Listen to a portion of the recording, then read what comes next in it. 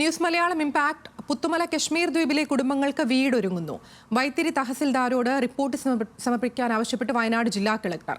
Report ലഭിച്ചതിനു ശേഷം വീടും സ്ഥലവും നൽകുന്നത് സംബന്ധിച്ച് തീരുമാനമെടുക്കുമെന്ന് ജില്ലാ പഞ്ചായത്ത് പ്രസിഡന്റ് ന്യൂസ് മലയാളത്തോട് പറഞ്ഞു.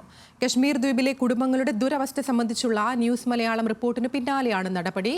നിലവിൽ വാടക വീടുകളിൽ താമസിക്കുന്നവരുടെ അഡ്വാൻസ് തുകയും തുടർ മാസ വാടകയും ജില്ലാ പഞ്ചായത്ത് അംഗം ജഷീർ പള്ളിവയൽ ഏറ്റെടുത്തു.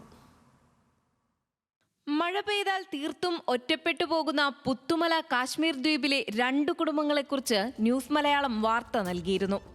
ഉരുൾപൊട്ടൽ, മലവെള്ളപ്പാച്ചിൽ ഭീഷണി നേരിടുന്ന കുടുംബങ്ങൾ നിലവിൽ വാടക വീടുകളിലാണ് കഴിയുന്നത്.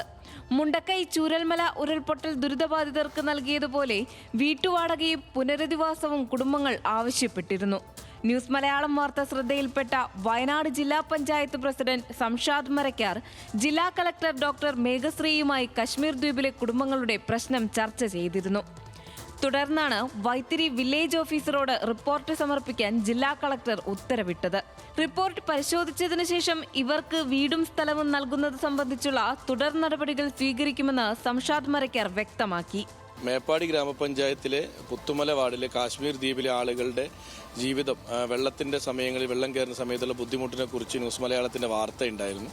ഈ വാർത്ത ശ്രദ്ധയിൽപ്പെടുകയും ഇതുമായി ബന്ധപ്പെട്ട് ജില്ലാ കലക്ടറുമായി സംസാരിക്കുകയും ചെയ്തു.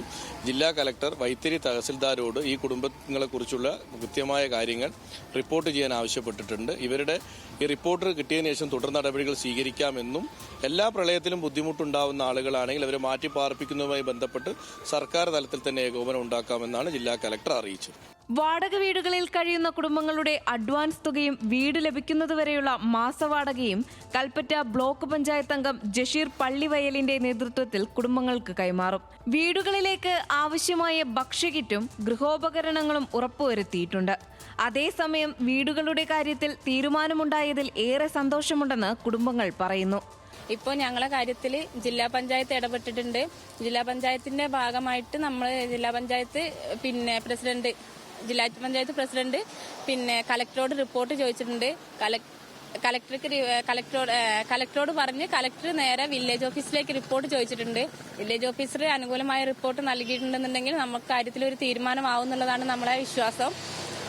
ജില്ലാ പഞ്ചായത്തിന്റെ ഭാഗത്തുനിന്നും കലക്ടറുടെ ഭാഗത്തുനിന്നും ഒക്കെ അനുകൂലമായൊരു മറുപടി ഉണ്ടായാൽ വളരെയധികം സന്തോഷം.